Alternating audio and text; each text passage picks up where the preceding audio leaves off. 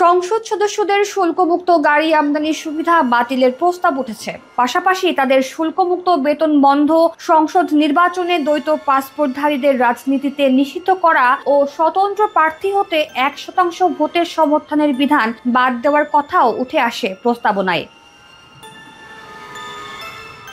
28 December জাতীয় সংসদ ভবনে নির্বাচন ব্যবস্থা সংস্কার কমিশনের সঙ্গে সশস্ত্র বাহিনীর অবসরপ্রাপ্ত কর্মকর্তা এবং আইনজীবীদের মতবিনিময়কালে এসব প্রস্তাব তুলে ধরা হয়।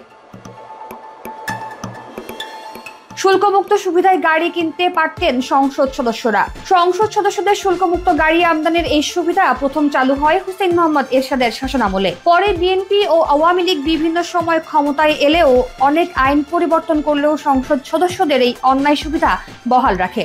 2009 থেকে 2023 সাল পর্যন্ত আওয়ামী লীগের 3 মেয়াদে অন্তত 576টি গাড়ি শুল্কমুক্ত সুবিধায় আমদানি করেন এই সংসদ সদস্যরা।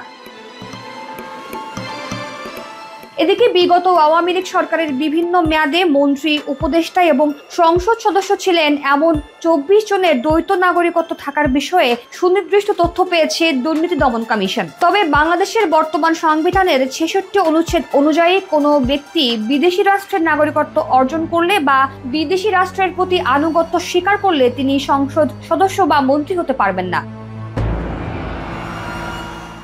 সাবেক মন্ত্রী ও সংসদ সদস্যদের মধ্যে যাদের দ্বৈত নাগরিকত্ব রয়েছে তারা বড় অঙ্কের টাকা বিদেশে পাচার করেছেন, এমন তথ্য দুদকের অনুসন্ধানে উঠে এসেছে। এর আগে দুদকের প্রধান ইফতেখারুজ্জামান গণমাধ্যমকে বলেছিলেন, মন্ত্রী সংসদ সদস্য হিসেবে তাদের শপথ গ্রহণই ছিল অবৈধ।